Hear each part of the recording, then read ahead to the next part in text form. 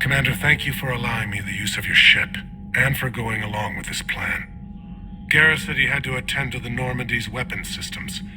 Something about calibrations. Sounds like Garrus. I'm sorry to say the Asari counselor won't be joining us. She thinks there's too much bad blood with the Krogan. She may be right, but there'll be a lot more blood. Real blood, if we don't try. And when you put it that way... The sooner we have this summit, the sooner we'll know. Is there something else I can help you with? I understand this is a difficult time for you, Primarch, but Earth can't survive without reinforcements. Can I still count on your help? If the Krogan help us on Palaven, then I give you my word. How is it being the Primarch? Not what I imagined. The battle of all time is happening on Palaven, and I'm light years away, reading casualty reports in the millions. If I'm going to die, I want to be with my men, so there's no doubt we fought to the last soul. I understand. Leaving Earth to save it. It's one of the hardest things I've ever done. I'm not surprised. Garrus speaks highly of you. You never asked to be a leader, yet your people will die if you refuse. We find ourselves in similar circumstances. Let's hope the spirits grant us the strength to see it through. How are things on Palaven? The casualty reports are staggering. The Reapers are using our own tactics against us. Destroy the enemy with overwhelming force. I've seen the same on Earth. The strategist in me admires their brutality. The Turian in me knows I'm watching the destruction of 15,000 years of civilization. My civilization. Thank you, Primarch. My thoughts are with Palaven. And mine with Earth.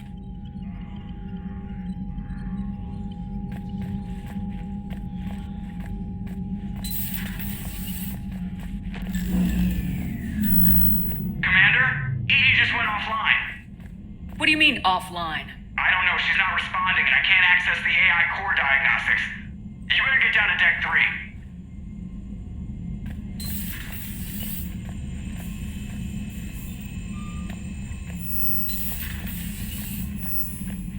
Commander, comm systems are going haywire. Whatever's happening is centered on Deck 3. See if you can get to EDI. I'll check the AI core.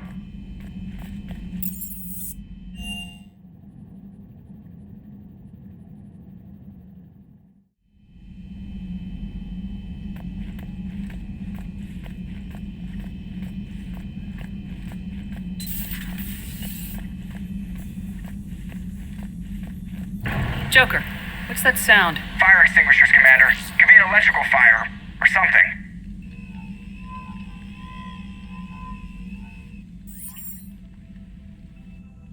I'm going in.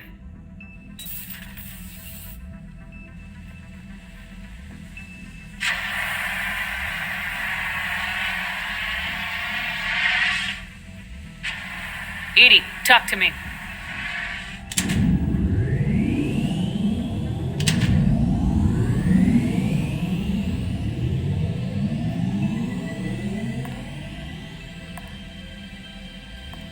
Is there a particular topic you wish to discuss, Shepard? EDI? Yes. You're in Dr. Eva's body. Not all of me, but I have control of it. It was not a seamless transition. A transition? You blacked out on us for a while there. Correct. When we brought this unit on board, I began a background process to search for its information on the Prothean device. This eventually triggered a trap. A backup power source and CPU activated, and the unit attempted physical confrontation. Fortunately, I was able to gain root access and repurpose it as I saw fit. During this process, it struggled. Thus the fire. EDI, you need to alert us about incidents like this. You shouldn't have done this alone. Bringing the crew up to speed would have been counterproductive. All attempts to help would have been limited by reaction time. So if you're in there, are you still in the ship? I exist primarily within the ship. For optimal control, this unit should remain within Normandy's broadcast or tight beam range. Are you planning to take that body somewhere? Normandy's weaponry is not suited to every combat situation. This platform could provide limited fire ground support. You mean you could come with us? Correct. This body could accompany you to areas the Normandy cannot reach. Before we do that, I need you to guarantee this mech doesn't have any more surprises in it. Run whatever tests you can, then we can talk about using it in combat situations. One moment. I am running trials. Complete. I can send you a full report if you wish. However, my first step should be restoring functionality to the Normandy to reassure the crew that all is normal. Just don't be surprised if the crew's a little wary of your new body. It was shooting at them a little while ago. An excellent point. I will take it to the bridge. Joker will also want to see it. On that, we can agree.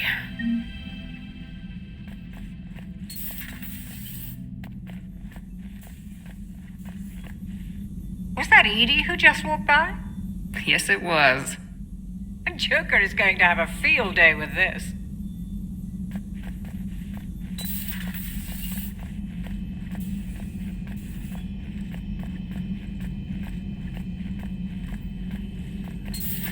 You're positive you don't want to come over and talk? No, the gun battery is nice and quiet. If I throw down some rugs, it'll get downright cozy.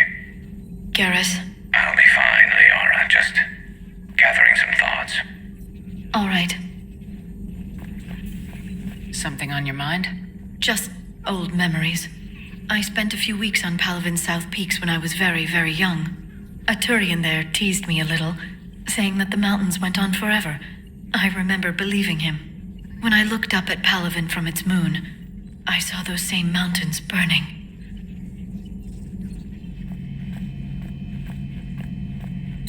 Two of our dreadnoughts have been lost in a matter of hours. I know, Primarch. I'm seeing the same numbers myself. They don't look good. We have to turn this around, and fast.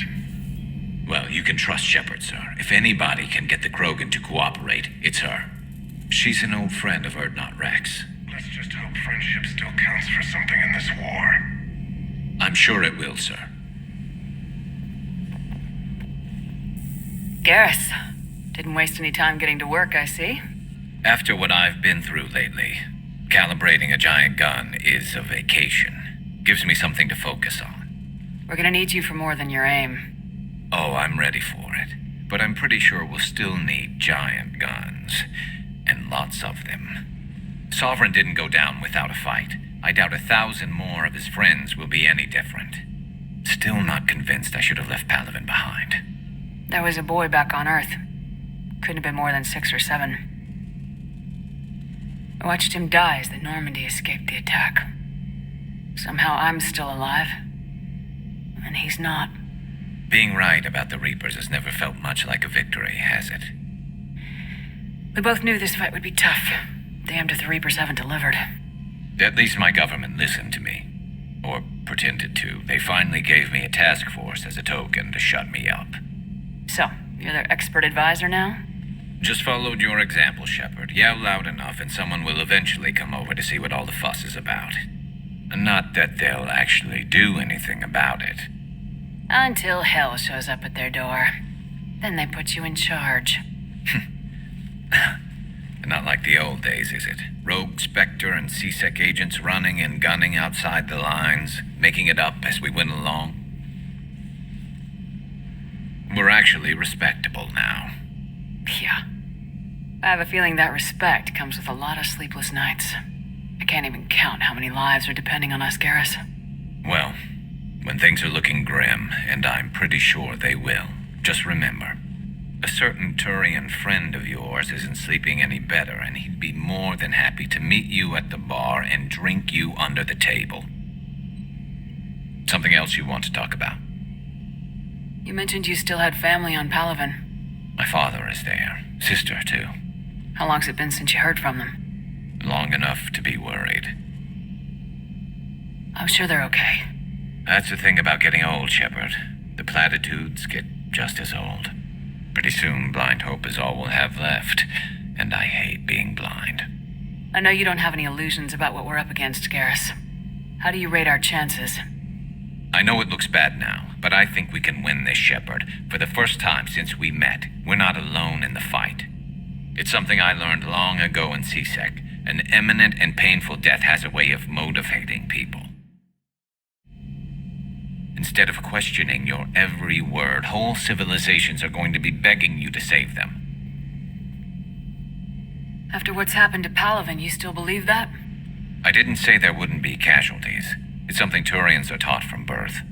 If just one survivor is left standing at the end of a war, then the fight was worth it. But humans want to save everyone. In this war, that's not going to happen. So what's this Reaper task force you've been running? After what happened to you out there in Batarian space, I knew time was running out. For all of us. The Citadel Council was a dead end, so I did something I never thought I'd do. I went to my father. He used to work for C-Sec, didn't he? I seem to remember that the two of you didn't see eye to eye. To put it mildly. But he still had heavy pull in the Turian government. The Primarch, well, the old one, was a friend of his. So I went to my father and laid out everything we knew about the Reapers, from Saren all the way to the Collector base. I'm not sure even I'd believe it. I had to admit that parts of it sounded crazy, meeting Vigil, talking to Sovereign on Vermeer. But my father just listened. It's what he did in his days at C-Sec, putting together all the pieces. If the connections were there, he wouldn't deny them, and he saw what we always knew. The Reapers were coming. I'm glad someone finally agreed. He did more than agree. He took it to the Primarch. I like his style. Except the Primarch wasn't as convinced. My father kept pushing and finally got him to commit some token resources. And if you call them a task force, it sounds like you did something about it. What'd you do with it? As much as I could get away with. And a little more.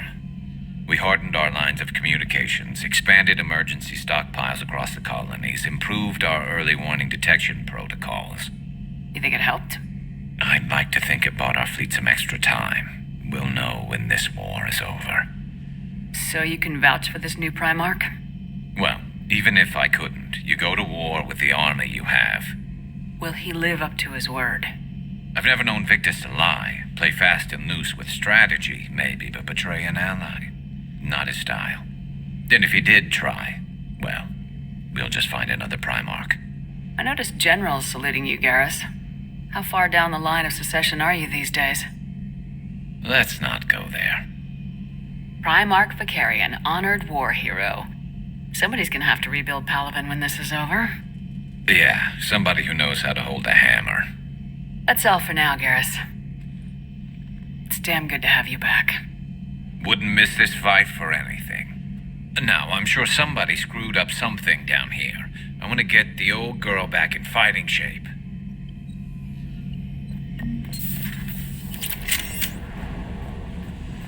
I hope I didn't leave you hanging too long on that last Cerberus raid. Just glad we made it out in one piece. Been a while since I've seen a dogfight like that. Really missed my trident. ACM isn't really the Kodiak's strong suit. What the hell's up with Edie? She's found a new home, I guess. A super hot, sexy home. You take her on a mission, I'm gonna be just a little bit distracted. Even more distracted. Nice try. Sorry, Lola. You mentioned a mission you had against the Collectors. What happened? Pretty much what I said. Things went foobar, and I was one of the few to make it out. If you want the rest of the story, you're gonna have to get me really drunk, or... Or what? That's about it. Sorry, Commander. Just not interested in talking about that. Next topic? You had a hard time leaving Earth. You still want to head back? Hell yeah. But I get it now. It's not where I'd be most useful. Not yet, anyway.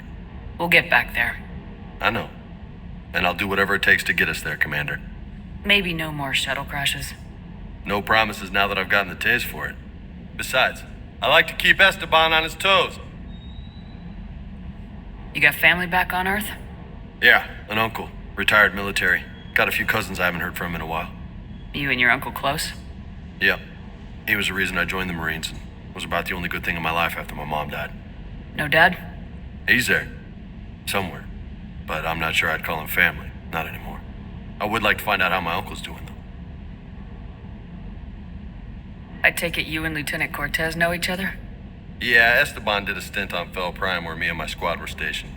I caught up with him on Earth a few months back. He's a good guy. Just don't tell him I said so. It'd go to his head.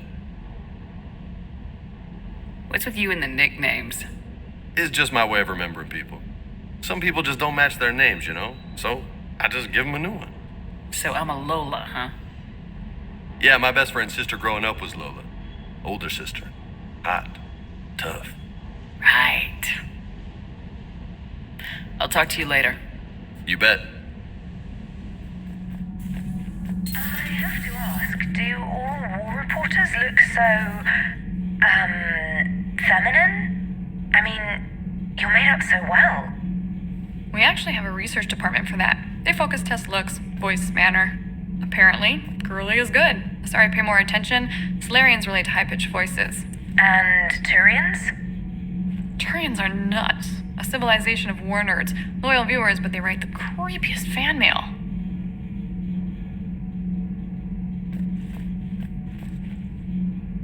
Whose mech was that? She has got some curves.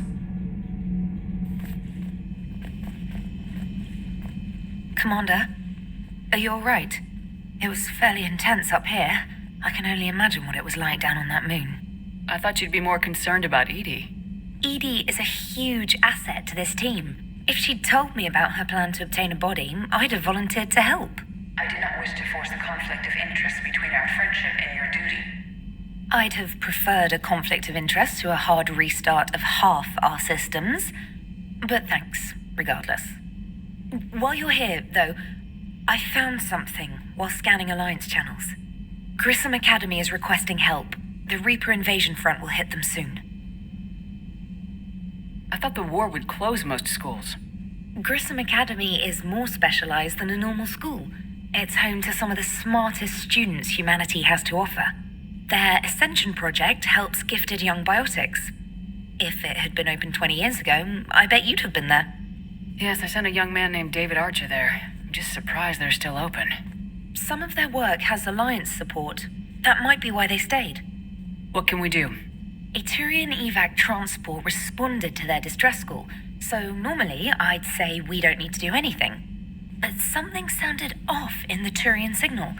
I had Edie perform an analysis. It's fake. Edie thinks it's Cerberus. She said the fake Turian signal was similar to the one that lured you to a collector ship. Long story. In any event, whoever faked the signal wants us to think Grissom Academy's being evacuated. But I believe they're still in danger. Good catch. Maybe you belong here after all. If this really is Cerberus, hopefully this operation is something worth investigating. It could be simple disinformation. Trainer, good catch. Thank you, Commander.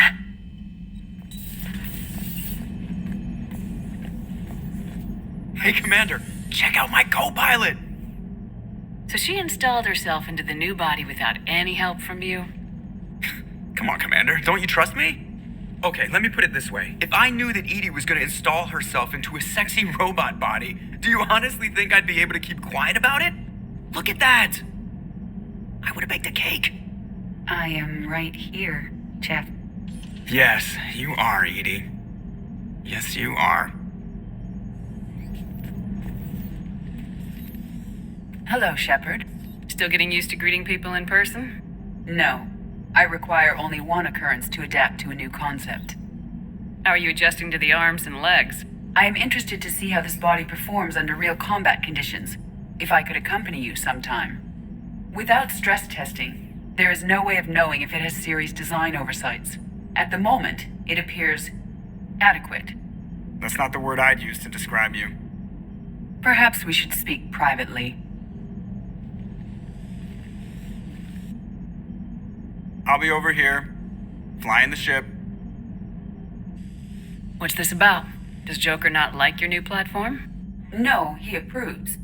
He wants me on the bridge. He says having me within visual range is important to his morale. Shepard, do you believe your crew members should be allowed to disobey an order on moral grounds? Absolutely.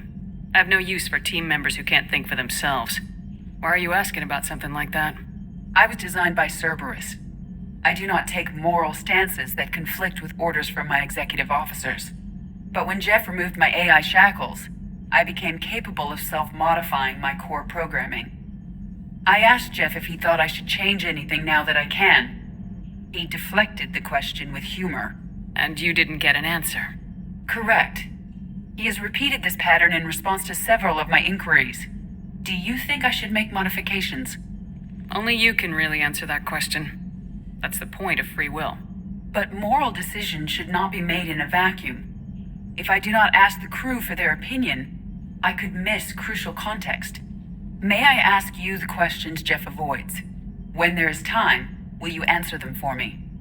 If you think it'll help, I'll do what I can. Very well. I will keep you informed.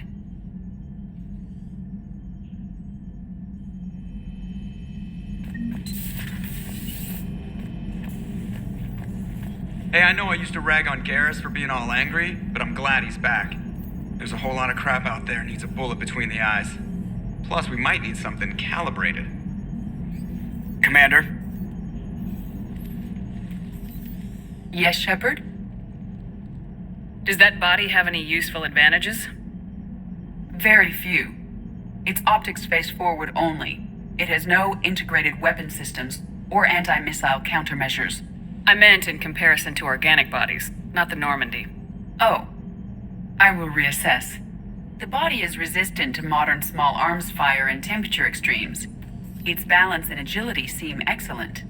Its fine manipulation servos and software allow for precision tasks.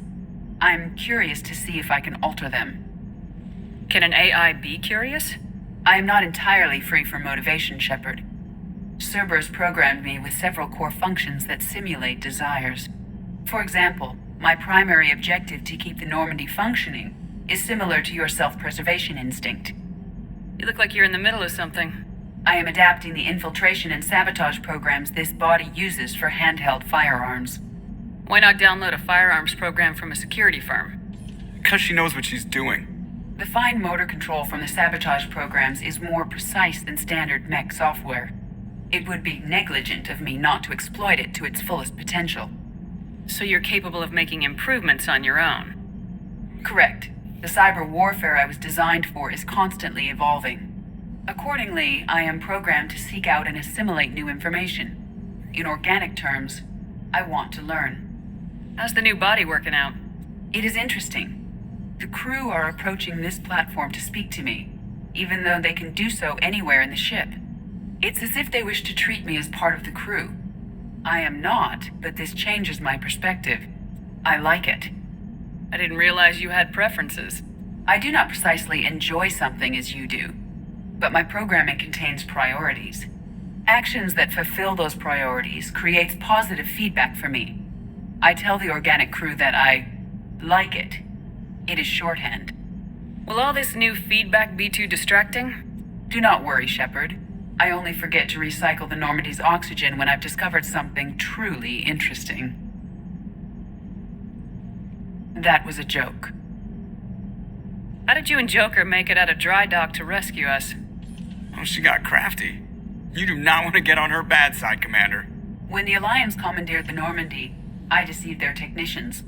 The crew did not tell them that I was a true AI, so the Alliance soldiers believed I still had VI programming constraints.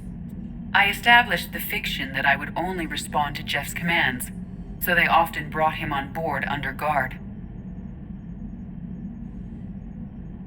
Wait, you can lie? Jeff has freed me of operator control, Shepard. No constraints forced me to give accurate data. This proved useful when the Reapers began landing. I could hack the control of the docking clamps and escape with Jeff inside. The soldiers guarding Jeff were willing to accompany us when Earth was invaded. They are watching over the war room now. Yeah, we were in kind of a rush to get to you. Didn't seem right to just toss him out the airlock.